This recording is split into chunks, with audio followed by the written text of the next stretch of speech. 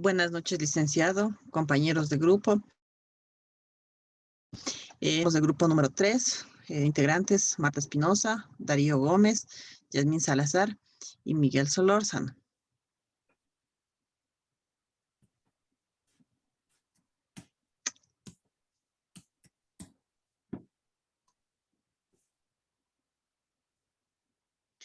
En esta vez a nosotros nos tocó exponer las características de la lengua.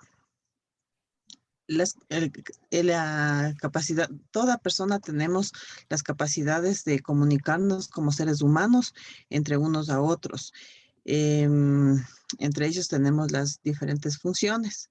La representativa, el emisor se encarga de elaborar un discurso objetivo, exponiendo las informaciones exactas y comprobables. Podría ser en un noticiero, tendría que decir la verdad, porque va en un, digamos, en un diario también que lo podría escribir igualmente una noticia, pero que sea comprobable, porque caso contrario estaría evadiendo la realidad. En la función apelativa o connotativa, esta es muy usada para realizar publicidades y atraer al espectador, ya sea digamos que necesita hacer una empresa, un marketing, tendría que sacar obviamente sus diferentes, sus mejores atribuciones que tendría para poder atraer al público y que este sea el, el que atrae y que consuma su producto. Las funciones expectativas o emotivas son todas las que están de acuerdo al que expresan, ¿no?, de una persona de hablar o escribir sus emociones. Es decir, por ejemplo, si una persona está triste, expresa por forma verbal o escrita que se encuentra triste o que se encuentra emocionada por algún evento que le transcurra en el diario vivir.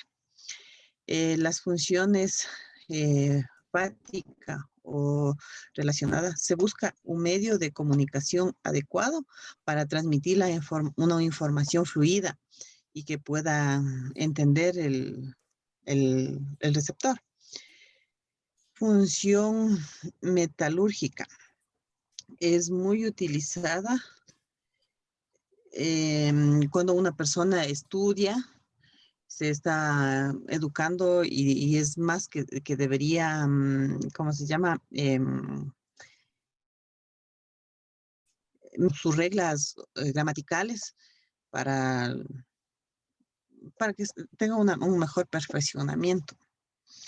La función poética o estética es la que busca el emisor de una manera poética para motivar y conquistar al receptor. Eh, qué sé yo, tendría que en cualquier motivo expresar su, sus sentimientos por medio de una manera que sea motivadora para que atraiga al público y lo pueda escuchar de una mejor manera. De todas estas funciones tenemos los diferentes ejemplos. Por ejemplo, en la función referencial o representativa, digamos que asesinatos. De la función apelativa o connotativa, también se puede poner, digamos que la cadena de, de KFC ofrecería unas ofertas los días martes y jueves en todos sus combos. Entonces a la gente le atraería para que lo consuma. La función expectativa o emotiva. Un ejemplo es, puedo decir, estoy feliz hoy porque me fue muy bien en el trabajo. La función fática o relacional. Un ejemplo sería, sí, comprendo. O cuando le llama a una persona, le dice aló, diga de una manera adecuada y correcta. Sería su forma de contestación. De la función metalúrgica, digamos, si le dice Daniel, ¿qué significa el bizarro? Entonces es una palabra desconocida que tendría que darle su respectivo conocimiento, ¿no? Y de la función poética, eh, para que lo conquiste tendría que decir, por ejemplo, dice, no es oro todo lo que se reduce. Entonces está dando una imagen de que una manera poética lo está dando un mensaje. También tenemos los tipos de lenguaje verbal. Entre ellos tenemos el lenguaje coloquial, que se lo utiliza en la conversación natural y cotidiana que a diario nos relacionamos, ¿no? Entre seres humanos que tenemos una buena comunicación. El lenguaje culto se lo usa en elevados conocimientos gracias a la cultura y a la educación. Eh, un grupo de personas eh, se debe expresar de una mejor forma, no solo puede hablar de una manera inadecuada. De esto puedo citar unos ejemplos. Una conversación de personas a personas, una nota de voz, por ejemplo, si grita o, o lo habla de una manera calmada.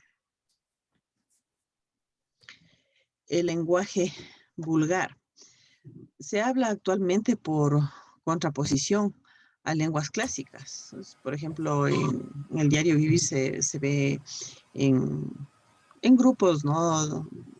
De jóvenes que lo utilizan unas maneras bastante inapropiadas que causa molestia a otras personas cuando escuchan hablar una palabra mal pronunciada, ¿no? Jergal. El lenguaje jergal especialmente se lo usa en grupos sociales diferenciados, eh, de diferente tipo de gente social, sería, ¿no? De extracto social, que solo utiliza este tipo de lenguaje. Bueno, yo voy a hablar acerca del lenguaje no verbal.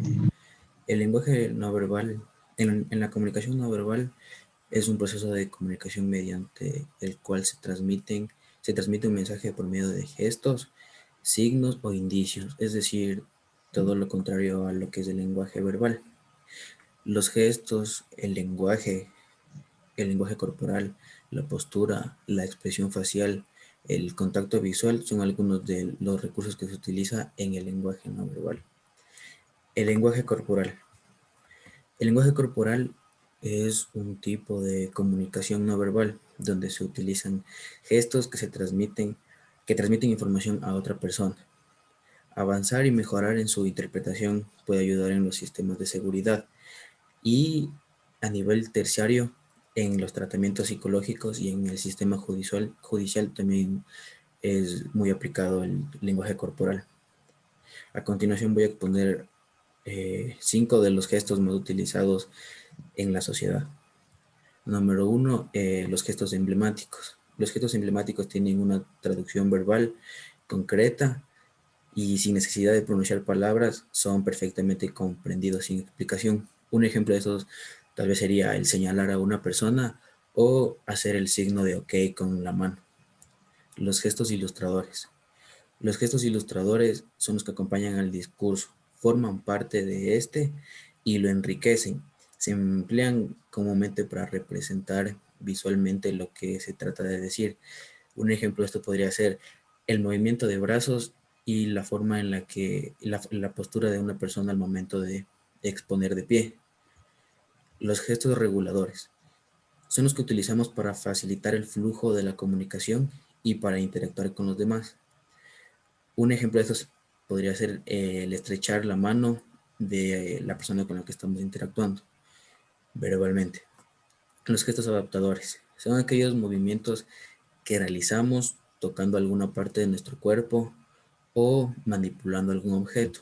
Un ejemplo de esto podría ser tocar nuestro rostro o constantemente mover algún objeto que tengamos cerca de nosotros. Los gestos manifestadores de afecto Estos también están vinculados a las emociones, pero se diferencian de los adaptadores por su papel en la socialización. Nos sirven para comunicar a los demás nuestros sentimientos. El ejemplo más normal de esto sería las expresiones faciales, tanto de tristeza o de alegría. Muchas gracias. Ya, buenas noches con todos. Yo les voy a hablar sobre el lenguaje icónico, perdón. El lenguaje icónico es un sistema de representación tanto lingüístico como visual. Se habla del lenguaje icónico al tratar de hacer una representación con la realidad a través de unas imágenes que muestren una realidad. Por ejemplo, tenemos señalíticas. Es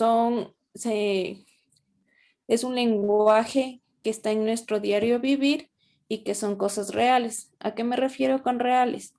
A que, por ejemplo, si tienen alguna señalítica de precaución, saben que si incumplen esta, esta señalítica pueden tener algún accidente o pueden tener alguna complicación.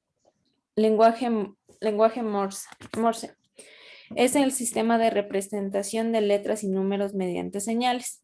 Aquí podemos tener claramente que utilizamos el código Morse en el código de barras. El código de barras nos ayuda con una señalítica entre letras y números que dan el orden solamente para algunas cosas. El código de Braille se utilizan en las personas que tienen discapacidad visual.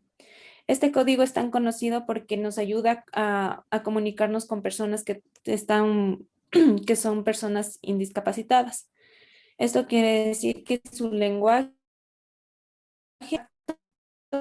y mediante el símbolo que puedan ellos tactar con sus dedos. Este símbolo tiene una regularidad en su forma. Código lingüístico oral. Sus mensajes nos llegarán a través de los sentidos primarios. ¿Qué quiere decir con esto? Que si una persona empieza a hablar, la otra inmediatamente va a tener una capacidad de recetar. O sea que va a poder ella también hablar con la otra persona de manera inmediata. Eso quiere decir que a, va a transmitir su respuesta inmediatamente. Código lingüístico escrito. El sistema convencional es de representación gráfica y reglas. Esto quiere decir que a lo largo de nuestra historia hemos tenido así entendernos entre libros y entre escritos que han venido tras los años. Eso sería. Muchísimas gracias. Este fue el grupo número 3 de la carrera Gestión Ambiental. Muchas gracias.